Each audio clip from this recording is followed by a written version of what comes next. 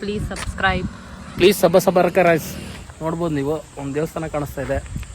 ತುಂಬಾ ಲೈಕ್ ಒಂಥರ ಡಿಫ್ರೆಂಟ್ ಆಗಿದೆ. ಸೊ ನಾನು ಎಷ್ಟು ಕಡೆ ಓಡಾಡಿದ್ದೀನೋ ಅಷ್ಟು ಕಡೆ ಎಲ್ಲ ಅವಳು ಬಂದಿದ್ದಾಳೆ. ಅದ್ರೊಳಗೆ ಕಾಲಿಟ್ರೆ ಏನು ಸಕ್ಕತ್ತಾಗಿರುತ್ತೆ ಗೊತ್ತಾ.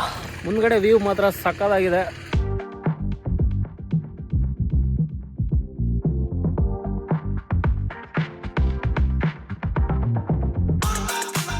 ಸೊ ಗೈಸ್, ಬೆಂಗಳೂರು ದಾಟಿದ್ವಿ. ಬೆಂಗಳೂರಿಂದ ಚೂರು ಮುಂದೆ ಮದ್ದೂರು ಹತ್ರ ಲೈಕ್ ನಾವು ಬಂದಿದ್ದಲ್ಲ ಹೈವೇಯಿಂದ ನೋಡ್ಬೋದು, ಇಲ್ಲಿದೆ ಹೈವೇ. ಸೊ ಹೈವೇಯಿಂದ ಒಂಚೂರು ಹೊರಗೆ ಬಂದ್ವಿ. ಮುಂದ್ಗಡೆ ವ್ಯೂ ಮಾತ್ರ ಸಕ್ಕತ್ತಾಗಿದೆ.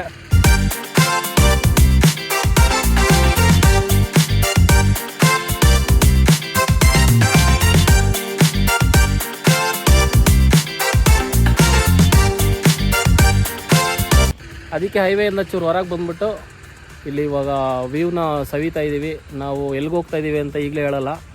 ಬಟ್ ಅಗೇನ್ ತುಂಬ ದಿನ ಆದಮೇಲೆ, ತುಂಬ ಮಂತ್ಸ್ ಆದಮೇಲೆ ನಾನು ಮತ್ತು ನಮ್ಮ ಮೇಡಮ್ ಹೊರಗೆ ಹೋಗ್ತಾ ಇರೋದು. ಅವಳಿಗೆ ಆಗ್ತಾಯಿಲ್ಲ ಇಲ್ಲಿ ನೋಡಿ ಹೆಂಗೆ ನಿಂತವಳೆ ಅಂತ. ಇನ್ನೊಂದೇನು ಅಂದರೆ ಮುಚ್ಕೊಂಡಿರ್ಬೇಕು ಅಂತ ಇದ್ದಾಳೆ. ಇನ್ನೊಂದೇನು ಅಂದರೆ ಲೈಕ್ ಏನು ಗ್ರೇಟ್ನೆಸ್ ಅಂದರೆ ಇಲ್ಲಿ ಮೈಸೂರು ಸೈಡು ಹೆಂಗೆ ಅಂದರೆ ಈಗ ಬೆಂಗಳೂರು ಸೈಡು, ಬೆಂಗಳೂರು, ಮೈಸೂರು, ರಾಮನಗರ, ಚಿಕ್ಕಬಳ್ಳಾಪುರ, ಕೋಲಾರ, ದೊಡ್ಡಬಳ್ಳಾಪುರ, ಮತ್ತು ಯಾವುದಿದೆ ಮಂಡ್ಯ, ಹಾಸನ, ಇದೆಲ್ಲ ಸೈಡು ಲೈಕ್ ಅವಳು ನನ್ನ ಜೊತೆ ಬಂದಿದ್ದಾಳೆ ಪೀಲಿಯನಾಗಿ. ಸೊ ನಾನು ಎಷ್ಟು ಕಡೆ ಓಡಾಡಿದ್ದೀನೋ ಅಷ್ಟು ಕಡೆ ಎಲ್ಲ ಅವಳು ಬಂದಿದ್ದಾಳೆ. So we are going. ಮತ್ತೆ ತುಂಬ ದಿನ ಆದಮೇಲೆ ರೈಡ್ ಹೋಗ್ತಾಯಿದ್ದೀವಿ. ಎಲ್ಲಿಗೆ ಅಂತ ಈಗಲೇ ಹೇಳಲ್ಲ. Stay tuned.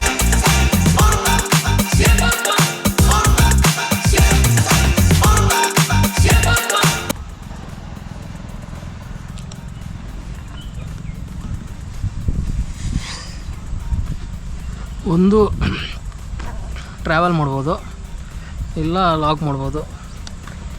ಲಾಗ್ ಮಾಡ್ತಾ ಟ್ರಾವೆಲ್ ಮಾಡು, ಇಲ್ಲ ಟ್ರಾವೆಲ್ ಮಾಡ್ತಾ ಲಾಗ್ ಮಾಡು ಅಂದರೆ ತುಂಬ ಕಷ್ಟ.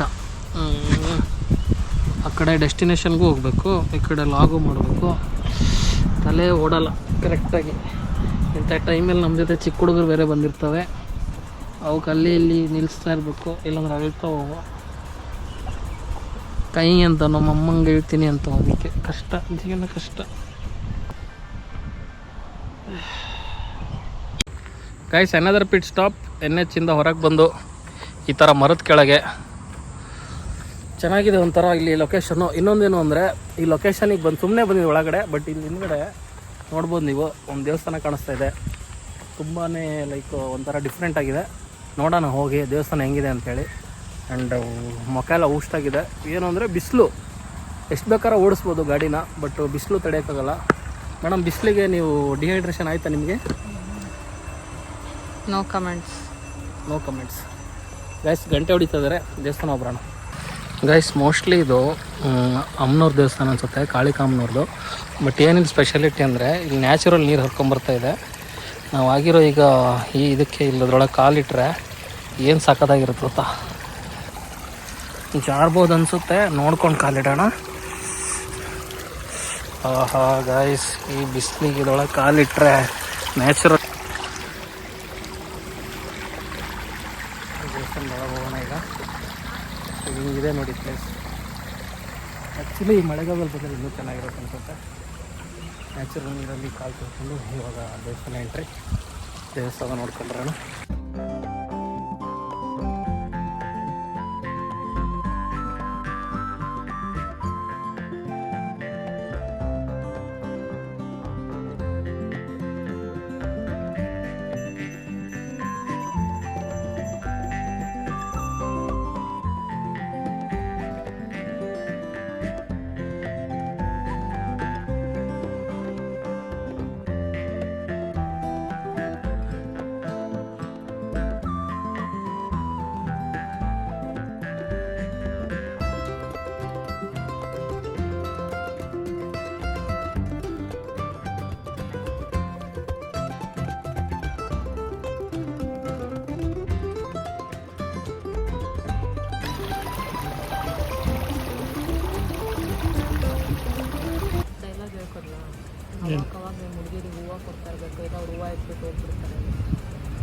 ಬೇಸಿಲ್ ನೋಡಿ ಏನು ಡೈಲಾಗ್ ಹೊಡಿತಾವಳೆ. ಅವಾಗವಾಗ ಹುಡುಗಿರಿಗೆ ಹೂವು ಕೊಡ್ಬೇಕಂತಿಲ್ಲ ಅಂದ್ರೆ ಅವ್ರು ಕಿವಿಗೆ ಹೂವು ಇಟ್ಬಿಟ್ಟು ಹೋಗ್ಬಿಡ್ತಾರಂತೆ. ಸೊ ದೇವಸ್ಥಾನಕ್ಕೆ ಹೋಗಿ ಬಂದ್ವಿ, ನೋಡ್ಬೋದು ನೀವು ದೇವಸ್ಥಾನ ಭಾಳನೇ ಚೆನ್ನಾಗಿದೆ. ಸರ್ಪ್ರೈಸ್ ಅಂದರೆ ಸುಮ್ಮನೆ ಬಂದ್ವಿ ಒಳಗಡೆ ನೋಡೋಣ ಅಂತ ಬಂದ್ವಿ, ಅಂದರೆ ರೆಸ್ಟ್ ತೊಗೊಳಕ್ಕೆ ಅಂತ ಬಂದ್ವಿ ಮರದ ಕೆಳಗೆ. ಬಟ್ ಈ ಥರ ದೇವಸ್ಥಾನ ಕಾಣಿಸ್ತು. ಸೊ ದೇವಸ್ಥಾನ ದರ್ಶನ ತೊಗೊಂಡು ಮುಂದಕ್ಕೆ ಹೋಗ್ತಾಯಿದ್ದೀವಿ. ದೇವ್ರ ದರ್ಶನ ಆದಮೇಲೆ ಸ್ವಲ್ಪ ತಿಂಗಳಲ್ಲಿ ಬರಿಗಾಲಲ್ಲಿ ನಡಿಬೇಕಂತೆ, ಒಳ್ಳೇದಂತೆ, ಯಾರೋ ನಂಗೆ ಹೇಳಿದ್ದು, ನಿಜನೂ ಸುಳ್ಳು ಗೊತ್ತಿಲ್ಲ. ಸೊ ಮೇಡಮ್ ಬಂದರು ಗಾಡಿ ಹತ್ರ ನೋಡಿ. ಇವಾಗ ಶೂಸ್ ಹಾಕ್ಕೊಂಡು ರೈಟ್ ಹೇಳೋಣ. ರಾಜವಲ್ಲಿಗೆ ಸ್ವಲ್ಪ ರೆಸ್ಟ್ ಕೊಟ್ವಿ ನೆರಳಲ್ಲಿ. ಇನ್ನೊಂದೇನು ಅಂದರೆ ಓನರ್ ಮಗ ಹೇಳ್ತಾ ಇದ್ದ, ನಂಗೆ ಹೆವಿ ಖುಷಿ ಆಯ್ತು ನೆನ್ನೆ ಅವ್ನಿಗೆ ಮಾತು ಕೇಳಿ. ಗಾಡಿ ಹೊಡೆದ ಒಂದು ರೌಂಡು ಹೊಡೆದ್ಬಿಟ್ಟು ಏನಂದರೆ, ಅಣ್ಣ ಸೂಪರಾಗಿ ಇಟ್ಕೊಂಡಿದ್ದೀರ ಅಣ್ಣ ಗಾಡಿ, ಹೊಸ ಗಾಡಿ ಥರ ಇದೆ ಅಂದ. ಸೊ ಅದನ್ನ ಕೇಳಿ ಫುಲ್ಲು ಹೆಂಗೆ ಅಂದರೆ ಫುಲ್ ಖುಷಿ. ಗಾಡಿ ಓನರ್ಗಳಿಗೆ ಅಷ್ಟೇ ಬೇಕಾಗಿರುತ್ತೆ, ಗಾಡಿ ಸಕ್ಕದಾಗಿ ಮೇಂಟೈನ್ ಮಾಡಿದ್ದೀರಾ ಅಂದರೆ ಫುಲ್ ಖುಷಿ ಆಗುತ್ತೆ. ಸೊ ಈ ಗಾಡಿಗೆ ಈಗ 10 ವರ್ಷ ನಂಗೆ ಸಿಕ್ಕಿ, ಈ ಗಾಡಿಗೆ 10 ವರ್ಷ. ಆ್ಯಂಡ್ ಇಲ್ಲಿ ಪಕ್ಕದಲ್ಲಿರೋ ಬಾಡಿಗೆ ನಂಗೆ ಸಿಕ್ಕಿ 3 ವರ್ಷ. ನಾನು ವೀಡಿಯೋ ಮಾಡ್ತಿರೋ ಬಾಡಿಗೆ 3 ಕತ್ತೆ ವಯಸ್ಸಾಗಿದೆ ಅಂತೇಳಿ ಗೈಸ್. ಇವಳು ಬರೀ ಇದೆ ಗೈಸ್, ನಾನು ಊರಿಗೆಲ್ಲ ಹರ್ಕೊಂಡು ತಿಂದರೆ ಇವಳು ನನಗೆ ಫುಲ್ಲು ಬ್ಲಾಸ್ಟ್ ಮಾಡ್ತಾಳೆ. ಈ ತಿಲಕ ಅವರೇ ಇಟ್ಟಿದ್ದು ಸ್ವಾಮಿಗಳು. ಈ ನಂಗೆ ಮಾತ್ರ ಇಲ್ಲಿ ನೋಡಿ ಸ್ವಲ್ಪ ಆ ಕಡೆ ಇಟ್ಟಿದ್ದಾರೆ, ಇವಳಿಗೆ ನೋಡಿ ಕರೆಕ್ಟಾಗಿ ಇಟ್ಟಿದ್ದಾರೆ ಮಧ್ಯಕ್ಕೆ. ಯಾಕೆ ಗೊತ್ತಾ, ಅವ್ರು ಹಿಂಗೆ ತಿಲಕ ಇಡ್ಬೇಕಾದ್ರೆ ನಾನು ಹಿಂಗೆ ಡ್ಯಾನ್ಸ್ ಮಾಡ್ತಾಯಿದ್ದೆ, ಪೂರಿ ಬಂದ್ಲು ಅಂತ. ಇವಳು ಫುಲ್ಲು ಅಟೆನ್ಷನ್ ನಿಂತಿದ್ಲು, ಒಳ್ಳೆ ಹುಡುಗಿ ಥರ, ಸ್ಕೂಲಲ್ಲಿ ಹೇಳ್ಕೊಟ್ಟಿರ್ತಾರಲ್ಲ ಆ ಥರ ನಿಂತಿದ್ವಿ ನಾವು. ಅಲ್ಲೂ ಡ್ಯಾನ್ಸ್ ಮಾಡ್ತಾಯಿದ್ವಿ. ಬರೀ